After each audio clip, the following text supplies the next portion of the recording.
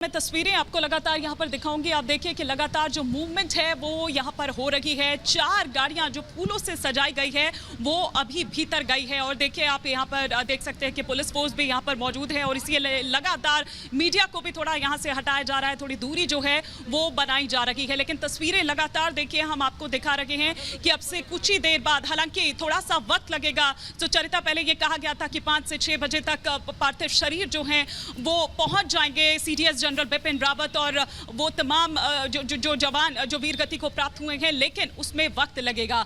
C-130J Hercules विमान जिससे लाए जा रहे हैं ये पार्थिव शरीर और बताया जा रहा है कि 7 से 7:30 बजे का वो वक्त जब यहाँ पर लैंड करेंगे। लेकिन तैयारी जो है वो अंदर की जा रही है। एक श्रद्धांजलि सभा भी जिसमें प्रधानमंत्री नरेंद्र मोदी खुद उसमें मौजूद होंगे, उसमें शामिल होंगे। उनके अलावा एनए से अजीत डोभाल यहाँ पर होंगे, रक्षा मंत्री राजनाथ सिंह जो कि देखिए लगातार अपनी नजर इस पर बनाए हुए हैं। खुद उन्होंने प्रधानमंत्री नरेंद्र मोदी को इस बाबत जानकारी दी थी और तमाम जानकारियां खुद वो भी तमिलनाडु सरकार से भी बातचीत कर रहे थे कि आखिर क्या उनकी स्थिति उस वक्त थी और क्या उनको उपचार जो है वो दिया जाना चाहिए था। और उसके बाद उन्होंने जानकारी दी थी, आपात बैठक बुलाई गई थी, तमाम वो हमने जो एक्टिविटीज हो रही थी वो देखी। लेकिन इस बीच देश जो है वो बेचैन इसलिए है क्योंकि वो सीडीएस जनरल बिपिन रावत जिन्होंने वो सपने दिखाए, देखिए वो सपने जो कुछ पूरे हो चुके हैं लेकिन कुछ सपने ऐसे भी हैं सुचरिता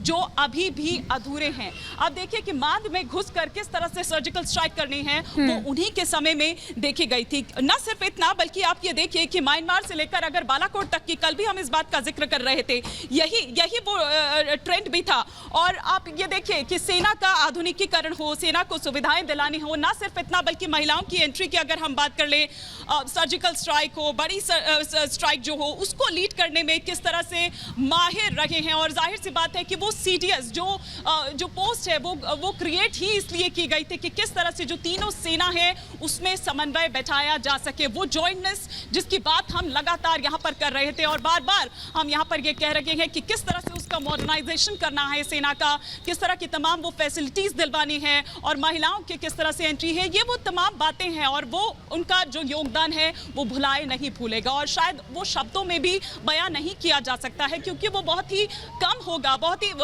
वो शब्द नहीं मिल रहे हैं कि आखिर किस तरह से उनको पिरोया जा सके। लेकिन जिस सपने की मैं यहाँ पर बात कर रही हूँ बिल्कुल हिमानी, उनका तब का कि जब वो रिटायर, बिल्कुल हिमानी, हम देख पा रहे हैं कि किस तरीके से यहाँ पर फूलों से गड़ी सजी गाड़ियां जो हैं वो उनकी तैयारी कर ली गई है, अंदर जा रही है। देखिए तस्वीरें आपको दिखा रहे हैं, पालम एयरपोर्ट से सीधी तस्वीरें हैं।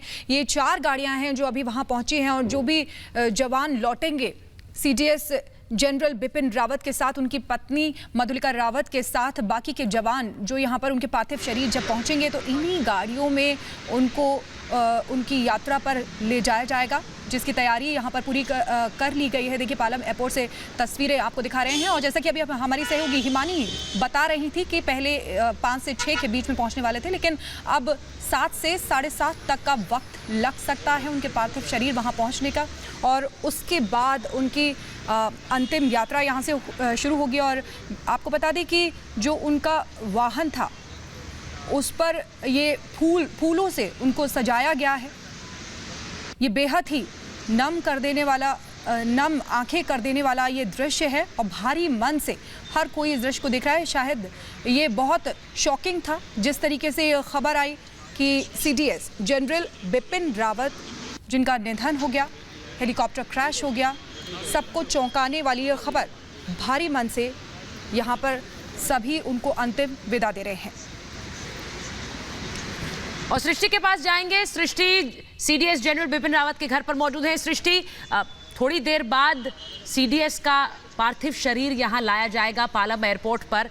जरा बताइए कि क्या वहां से परिवार के लोग, उनकी बेटियां हैं 2, क्या वो लोग भी पालम जाएंगे? कुछ ऐसी खबरें वहां से आ रही हैं? बिल्कुल सुचारिता, देखिए अगर परिवार की बात करें तो उनकी दोनों बेटियां जो कि भीतर मौजूद हैं, अभी इस बात को लेकर थोड़ा सा असमंजस की स्थिति है कि क्या वो यहां से पालम एयरपोर्ट जाएंगी। लेकिन जिस तरीके से हमने देखा है कि परिवार हमेशा से पहुंचता है, तो संभावना यही जताई जा रही है कि उनकी दोनों बेटियां और परिवार के कुछ सदस्य जरूर पालम एयरपोर्ट जाएंगे, चूंकि श्रद्धांजलि सभा वहां पर होनी है, शोक सभा यहां पर होनी है, जो कल सीसीएस की बैठक के बाद में ये खबर सामने आई थी कि शोक सभा कल शाम को दिल्ली में आयोजित की जाएगी, जो कि पालम एयरपोर्ट पर ही होगी और प्रधानमंत्री नरेंद्र मोदी खुद वहां पर पहुंचने वाले हैं श्रद्धांजलि अर्पित करने के लिए। रक्षा मंत्री भी वहां पर पहुंचेंगे, एनएसए भी वहां पर पहुंचेंगे। तो पूरी संभावना है सुचारिता, जैसा आपने कहा कि उनका परिवार यानी कि उनकी दोनों बेटियां, उनकी बड़ी बेटी भी वापस आ चुकी हैं आज सुबह भी, और दोनों ही बेटियां इसी कामराज मार्ग के उनके घर के भीतर वो मौजूद हैं, जो सुबह से ही तमाम लोग उनसे मुलाकात करने के लिए पहुंच रहे हैं। हालांकि जानकारी ये भी मिल रही थी कि 5:30 बजे के करीब यहाँ पर उत्तराखंड के जो मुख्यमंत्री हैं वो पहुंचेंगे, लेकिन 2:30 बजे का समय उनके पहुंचने का था, अभी तक वो नहीं पहुंचे। लेकिन हम ये मान सकते हैं कि शायद अब वो सीधे ही पालम एयरपोर्ट की ओर जाएंगे, क्योंकि कल उत्तराखंड के जो तमाम सांसद थे वो यहाँ पर पहुंचे थे परिवार से मुलाकात करने के लिए, और आज भी पूरी संभावना है कि यहाँ से उनकी बेटियां, उनके परिवार के लोग जरूर पालम एयरपोर्ट की तरफ रुख करेंगे। उस वक्त भी हम ये तस्वीरें यहाँ से दिखाएंगे, क्योंकि उनकी बेटियों के लिए ये जो घड़ी है वो बहुत ज्यादा नाजुक है, बहुत दुख की घड़ी है, और उन्हें संभालने की इस वक्त जरूरत है, और पूरा देश ही इस वक्त उनके साथ खड़ा हुआ है, क्योंकि क्षति पूरे देश की है, लेकिन जो हानि उनको हुई है उसकी भरपाई नहीं हो सकती है, क्योंकि उन्होंने अपने माँ बाप दोनों को एक साथ खो दिया इस हादसे में। 2 दिन पहले जो माँ बाप उनके साथ में इसी घर में रहा करते थे, अब वो घर पूरी तरीके से सूना हो चुका है। बिल्कुल सृष्टि, आप ठीक कह रही हैं, इसकी भरपाई शायद ही कभी हो सकती है, और जो उनकी बेटियों के दिल पर बीत रहा है वो शायद अंदाजा लगाना भी बेहद मुश्किल है। हिमानी हमारे साथ जुड़ी हुई है, वहां पे मूवमेंट देखा जा रहा है। हिमानी, अभी क्या स्थिति है वहां पर?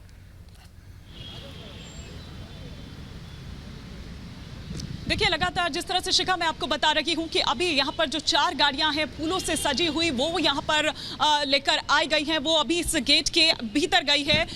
ये दरअसल इसलिए तैयार की गई है कि जब यहाँ पर C-130J हरक्यूलिस विमान जब लैंड करेगा और जब पार्थिव शरीर आएगा सीडीएस जनरल बिपिन रावत समेत उन तमाम जवानों का भी, तो इन्हीं गाड़ियों में जिनको सजाया गया है उनको यहाँ पर लाया जाएगा, और फिर उसके बाद यहाँ पर प्रधानमंत्री समेत तमाम जो गणमान्य लोग हैं वो यहाँ पर पहुंचेंगे, श्रद्धांजलि अर्पित करेंगे। और इसके बाद आपको बता दें कि यहाँ से धौला कुआं में जो आर्मी अस्पताल है वहाँ की जो मोर्चरी है, ये बताया जा रहा है, जो जानकारी मिल रही है, वहाँ पर उनका जो पार्थिव शरीर है वो रखा जाएगा, और फिर कल सुबह यहाँ से जो दिल्ली स्थित कामराज मार्ग पर उनका घर है वहाँ पर अंतिम दर्शनों के लिए रखा जाएगा। तो वहाँ अंतिम दर्शन किए जाएंगे, और फिर दिल्ली कैंट यहीं वापस अगर मैं बात करूँ बरार स्क्वायर शमशान घाट पर उनके पार्थिव शरीर को लाया जाएगा, और तब जो अंतिम प्रक्रिया है उसको पूरा किया जाएगा, यानी कि जो अंतिम संस्कार है वो यहीं जो दिल्ली कैंट एरिया में जो बरार स्क्वायर है वहाँ पर शमशान घाट जो है